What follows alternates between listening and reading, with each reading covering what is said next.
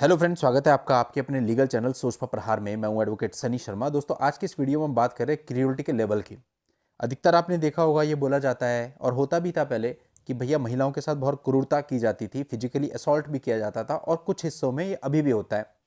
लेकिन वक्त के साथ साथ सारी चीज़ें बदली हैं और अभी क्या है कि कुछ हिस्सों में भले ही ऐसा होता हो कि महिलाओं पर आज भी क्रूरता होती है, लेकिन अधिकतर जगहों पर आप ये को देखने में मिलता है, चाहे गाँव हैं, चाहे शहर हैं, छोटी जगह हैं, बड़ी जगह हैं, आपको जानने में मिलता है। रिपोर्ट से कहती हैं कि भैया आजकल लॉ का मिसयूज बढ़ रहा है। मतलब कि शादी के 10 दिन के बाद ही सारे केस हो जाते हैं, 15 दिन के बाद सारे केस हो जाते हैं। इवन ऐसे ऐसे केस हैं जहाँ एक दिन लड़की रही, दूसरे दिन मायके चली गई और सारे केस कर दिए।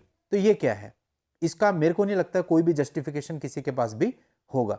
यानी ये पूरे तरीके से मिसयूज ऑफ लॉ है और ऐसा करके उन महिलाओं के साथ भी ये लोग गलत करते हैं जो बेचारी एक्चुअल में प्रताड़ित हैं, जिनके पास एक्चुअल में संसाधन नहीं है, जो एक्चुअल में सफर कर रही हैं, जो एक्चुअल में स्ट्रगल कर रही हैं अपने और अपने बच्चों को पालने के लिए।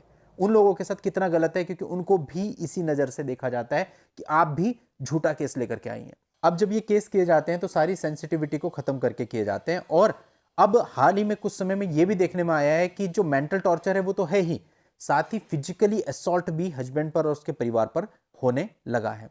उसी पर मैं ये वीडियो आज स्पेशली लेकर के आ रहा हूं कि ये चीजें कितनी टॉक्सिक हो सकती हैं, कितनी बुरी हो सकती हैं। कुछ मामले जो रिसेंटली हमारे पास आए, उनमें से कुछ मामले मैंने चुने और सोचा कि इस पर मैं आपके लिए वीडियो लेकर के आऊं। देखिए, एक मामले के अंदर यह था कि जो वाइफ थी उसने हस्बैंड पर प्रहार किया ईंट से और उसके सिर पे मार दी। सिर डैमेज हो गया और उसके बाद उसको कई सारे टाके लगे। इवन इस पूरी घटना का वीडियो भी मैंने देखा। एक मामला ऐसा था जिसमें वाइफ ने अपनी सास को आलपिन होती है ना, आलपिन से प्रहार करके वो कर दिया, पिंच कर दिया और उनको तुरंत डॉक्टर की सहायता के लिए ले जाना पड़ा।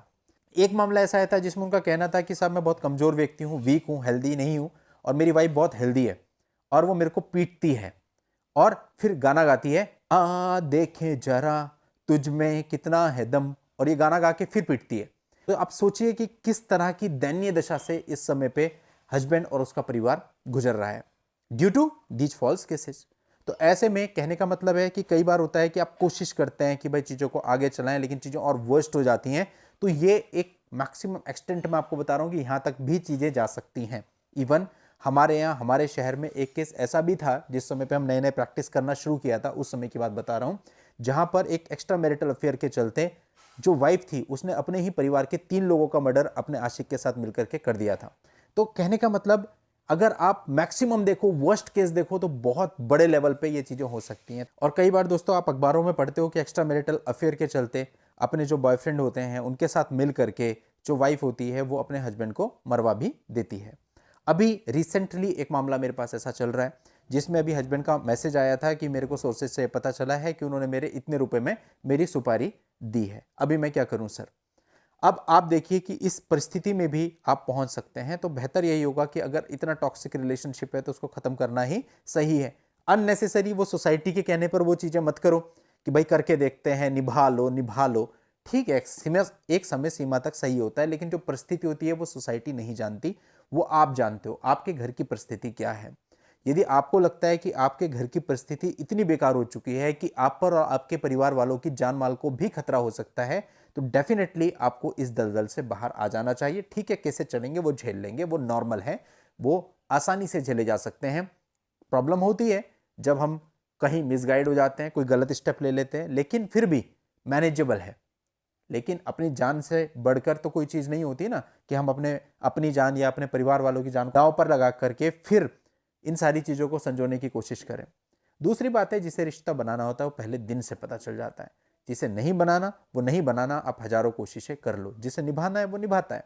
अब बहुत से मामले ऐसे आते हैं जहां पर जब शादी हुई होती है, जो पति होता है, पति के पास उतने सोर्सेज नहीं होते, उतना पैसा नहीं होता, पत्नी साथ होती है। वैवाहिक जीवन में ऐसी दशा भी आती है जब पत्नी लोन पर होता है तब भी पत्नी साथ में होती है। वैवाहिक जीवन में ऐसी दशा भी आती है जब पति बहुत रिच होता है तब भी पत्नी साथ होती है। तो एक्चुअल में जो प्यार है वो तो ये है, निभाना है जिसको वो इस तरह से निभाता है। जिसको नहीं निभाना उसको तो छोटी छोटी बातें, तुम मेरी बात नहीं सुनते, तुम मेरे लिए ऐसा नहीं करते, तुम मेरे मायके नहीं छोड़ते, तुम ये नहीं करते, तुम वो नहीं करते, बहुत छोटी छोटी बातों पर चीज़ों को खत्म किया जा सकता है। एक महिला का मेरे को मैसेज आया, मेरे पति मुझे इसलिए छोड़ रहे हैं क्योंकि एक बार पब्लिकली मैंने उन पर चिल्ला दिया था।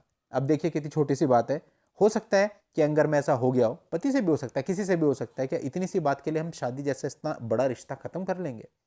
तो कहने का मतलब आज के समय पे लोगों में बिल्कुल भी पेशेंस नहीं है, वो मजाक समझते हैं इन चीज़ों को और बहुत छोटी छोटी घटनाओं के आधार पर सीधा डाइवोर्स पर आ जाते हैं या डाइवोर्स की पिटीशन फाइल ही कर देते हैं और फिर उसके बाद सालों साल पूरी लाइफ इसमें लगे रहते हैं।